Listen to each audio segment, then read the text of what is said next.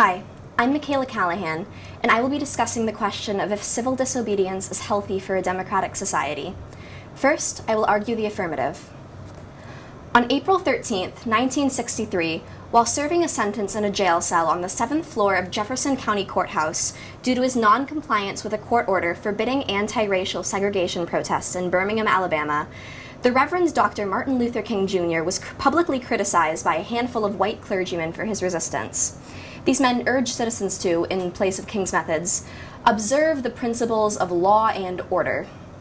3 days later, on April 16th, Dr. King penned a response. And in the now famous Letter from Birmingham Jail, he wrote to those men who implied his disregard for order and law, "I submit that an individual who breaks a law that conscience tells him is unjust, and who willingly accepts the penalty of imprisonment in order to arouse the conscience of a community over its injustice, is in reality expressing the highest respect for law." What is law? What does this word mean, and what's its purpose to us? Well, no matter which way you define it, thinking back to the dawn of civilization and the birth of rules and codes of conduct, the ultimate purpose of law should ideally boil down to one concept: fairness. The assurance of satisfaction and a decent quality of life for all, as is, understandably, fair for a citizen in any given society. I mean, think about it. It can be said that it's only fair that someone who harms and reduces the quality of life of another should face the appropriate consequence, for example. The prevention of things like these by the law ensures citizen well-being and satisfaction. In a way, this term can be synonymous with what we consider a democratic society. A just society built on compromise and equality, the betterment of citizens' lives, where those being ruled over have a say in how they are ruled over. The purpose of law is to create the fairness and equity necessary for this democratic society.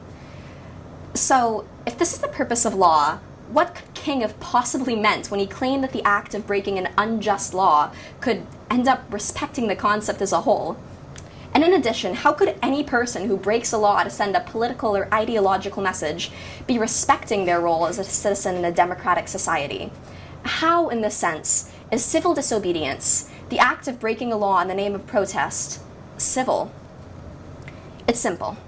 It's because the law King was breaking was one denying him the ability to protest a segregation system that was significantly disadvantageous to people of color.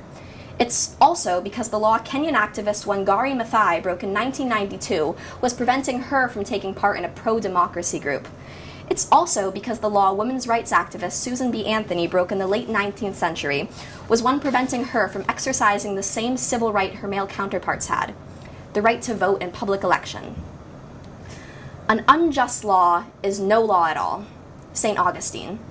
If a law's ultimate purpose should be to ensure legal fairness and a high quality of life for the most people possible, to provide what's necessary for an equal democratic society, then what are those previous three? It's plain to see that these laws don't perpetuate fairness. They don't provide equal opportunities to all. They don't improve public quality of life. They don't share the traits that they should with a democratic society. So, why should they be considered laws? The answer to this, too, is simple.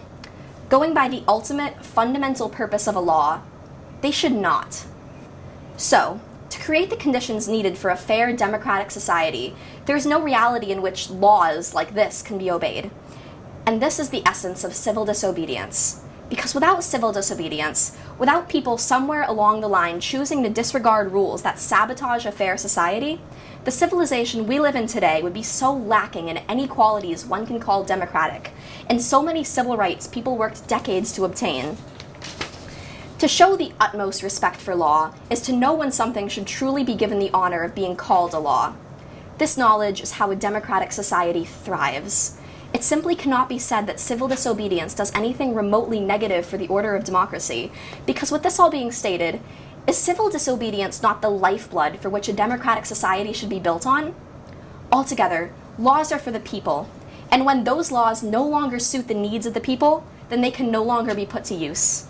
So if civil disobedience, if breaking these old laws for the means of change can restore that sense of fairness to society and help pave the way for new laws that will better fit what democracy entails, then not only is civil disobedience healthy for the society, it is essential.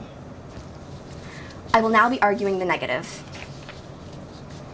When you picture an active display of civil disobedience, what image first comes to mind?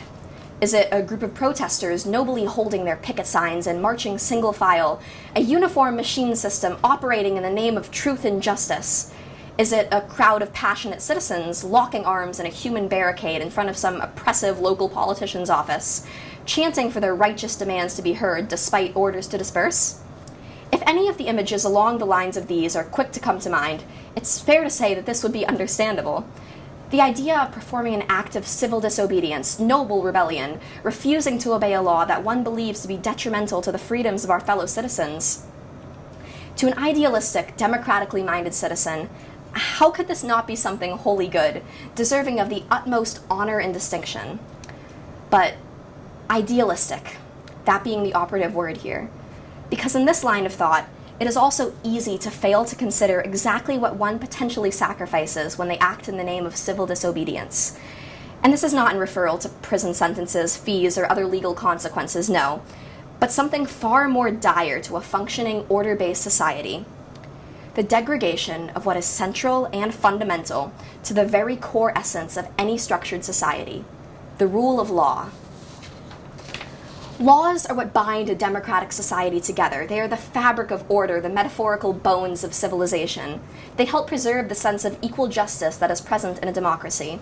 From the early days of when one shepherd was forbidden from stealing the herd of another, to the modern world of textbooks and guidelines that exist to prevent the most vulnerable aspects of society from being taken advantage of by those who seek to harm or misuse them for personal gain. Laws are made to uphold order and safety and ensure justice is divided equally among all facets of a civilization. In simple terms, they were made to largely prevent the unthinkable from happening, the things that cause harm to the greater majority of people, with steady regulation and the threat of penalty for anyone that considers breaking them. In the United States, for example, they are why theft is punishable, why unprovoked violence is not widespread and without consequence, why many are able to easily differentiate between right and wrong from a young age, and know which actions hurt others and which do not.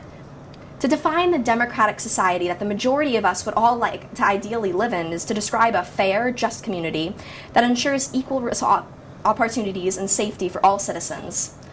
Laws are made to preserve this vision and to give it a chance at becoming a probable reality by cultivating an environment in which harmful actions are punished, welfare is promoted, and all are judged equally. Laws are not made to be broken. So when a citizen, for whatever reason it may be, chooses to disregard the laws that are crafted for the purpose of upholding order and preventing society from potentially plunging into an unregulated, unkempt breeding ground for harm and reprehensible action, they risk unraveling this thread that keeps society safe and in check. Civil disobedience, despite any potentially noble cause people may claim it is striving towards, runs this risk all the same. When one person shows disrespect for the sanctity of law, this sets a precedent for others to follow suit, to continue to shatter the guidelines for which any society should be run. And this is not to say that it's always done with malicious intention, but the harm still echoes. The refusal to obey even one single law, even in a possibly well-meaning protest, can jumpstart a dangerous chain reaction. For when the concept of law, this force that we trust to maintain structure and stability in our society, is no longer sacred, what is to stop those who are potentially not as well-meaning from further decimating this structure and stability with the breaking of other highly necessary laws? What is to stop them from causing excess harm to their fellow man, reducing their quality of life, and diminishing the fairness present in a democratic society? One can argue that there is some sense of moral responsibility that us citizens have to disobey what has been referred to by many as unjust laws.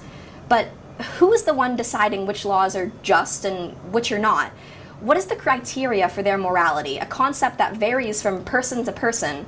Are we really to leave decisions impacting the maintenance of the very rules keeping society structured to the varying subjective views of a few select people choosing to question these rules?